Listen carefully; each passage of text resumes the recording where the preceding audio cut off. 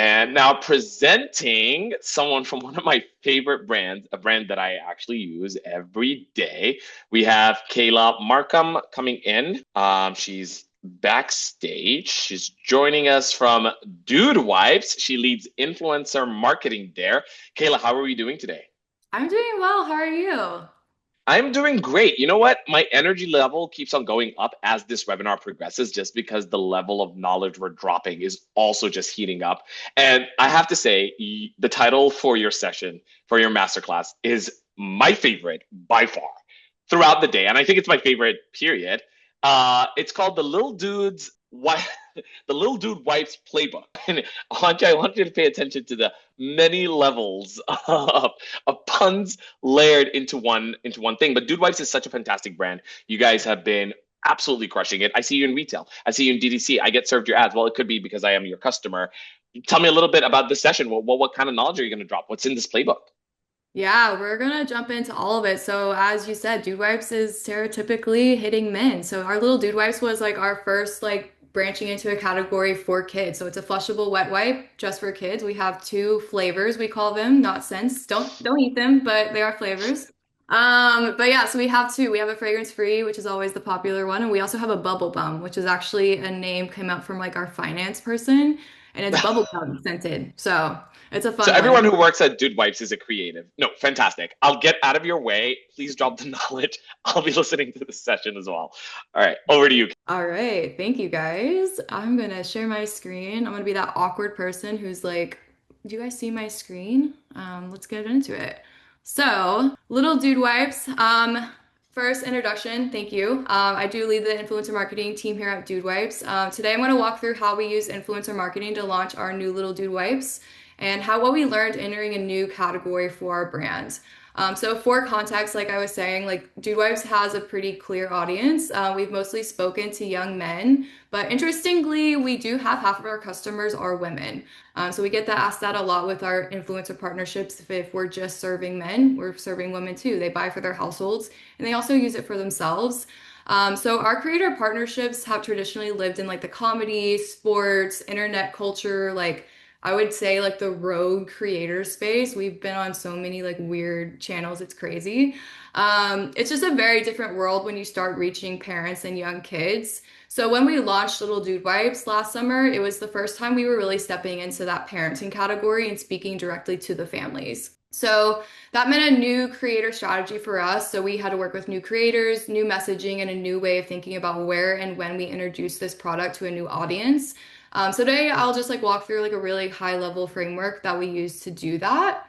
So when we first launched Little Dude Wipes, we had a few key goals. So first we needed to educate parents on the product. Baby wipes obviously exist, but once kids get out of diapers, wipes just kind of disappear from the conversation somewhat. So as we like to say, a dude, wetter cleans better. And if you've ever watched a toddler try to wipe themselves for the first time, you know that toddler or toilet paper is just not exactly the clean MVP in that situation. I don't personally have kids, but I did work for a daycare for a while, and I can say that young kids' bathroom habits just are not super fun and are always messy. So, our goal was to introduce the wipes as a cleaner, easier solution for kids learning bathroom hygiene. Second, we wanted to enter a completely new audience category. Like I said, Do Wipes historically speaks to adult men and women. So this was our opportunity to start building credibility with parents and families and create something fun for kids, which is actually where I don't have a picture of him, but we had a new mascot. His name is Deuce. He comes into play. He's this big inflatable mascot of Dude Wipes.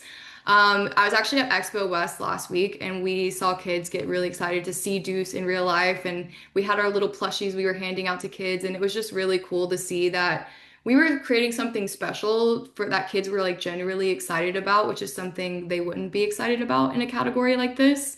And we're not just like another product, a white product on the shelf. Third, we wanted to tap into a key Life-quake. So I'll explain that further in the next slide. But for this product specifically, that Life-quake was potty training.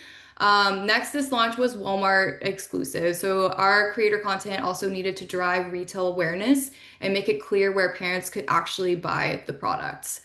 And finally, we wanted social proof. So we seeded products with parenting creators who had young kids to spark that organic conversation and trust within the parenting community. Luckily, Dude Wipes already has really strong household recognition, so a lot of the creators were genuinely excited to see we had something for their kids now. So, one framework our team uses a lot when thinking about marketing in general, so just beyond creators too, is identifying what we call life-quakes. So, life-quakes, if you're not familiar, they're moments when people's routines suddenly change and new habits are formed. Some examples of this can be like puberty, starting college, getting married, entering parenthood. So these are moments when people are actively building new routines and they're much more open to discovering new products. So for little Dude Wife, the life quake was pretty clear. It was potty training. Potty training is one of the biggest hygiene milestones in early childhood. So parents were figuring out what belongs in the bathroom, what routines they want their kids to learn, and what products actually make that learning process easier. So instead of just trying to disrupt an existing habit and throwing something crazy new at them, we introduced wipes while parents were already building that new routine with their kids.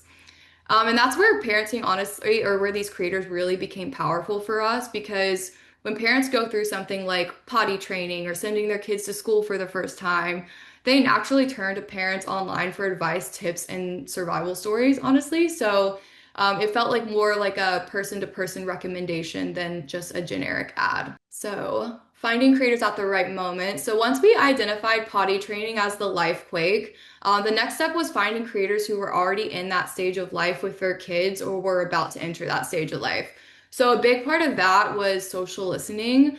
We continuously monitor creators that are just talking about potty training, toddler routines. Maybe they have a kid that's like 1 or 2 and like they're talking about parenting challenges. When those posts surface on our social listening streams, that's our signal that that creator is actively in the potty training stage or about to be, and their audience is along for the journey with them. So at this point, we'll reach out to them after we see their post and we'll introduce the product as or either as like a gifting option or explore a paid partnership with those creators. We definitely want creators to try the product before we do a paid campaign with them because it's just it's kids, it's sensitive. You want the creators to genuinely enjoy the product. It comes across just a lot more natural. So this approach from the social listening aspect allowed us to introduce the product at the moment the creators were needing it and thinking of solutions and wanting to share it with their audience.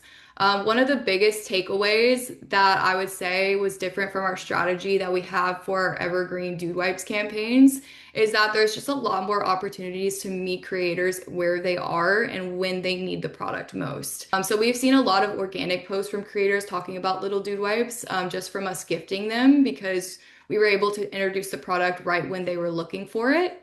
And then when creators share it in that context, the context just feels less like an ad. And like I said, just more like a recommendation from one parent to the other. So supporting retail, I mentioned this earlier. So one of the biggest factors in our creator strategy was that this was a Walmart exclusive. So creator content needed to drive awareness around where the product was actually available. So we intentionally partnered with creators whose lifestyles actually aligned with Walmart shoppers. We wanted to work with creators that just shared relatable parenting content, showed real life family routines, and naturally posted about things like going on grocery runs or shopping trips and sharing their hauls. One thing that was actually it was interesting that we were pitched a lot during this process were creators who typically shop at like luxury retailers or they live in these massive mansions. And while like, to be clear, everyone has a butt, as we say at Dude, and they all need cleaning. So we're definitely wanting to work with those creators. It just for this specific campaign and where it was available, it just wouldn't look natural for those like luxury high-end creators to walk into a Walmart if that wasn't already part of their routine and their content. Because audiences can feel that disconnect immediately. So we focused on creators whose lifestyle naturally aligned with Walmart. That allowed them to integrate Little Dude Wipes into things like their shopping trips, hauls, bathroom restocks, and their potty training routines, which helped bridge that gap between the product education and then the actual product retail purchase. And then kind of summing it up. I feel like I went so fast, but if I had to summarize the playbook we used for this launch, it really comes down to 5 things.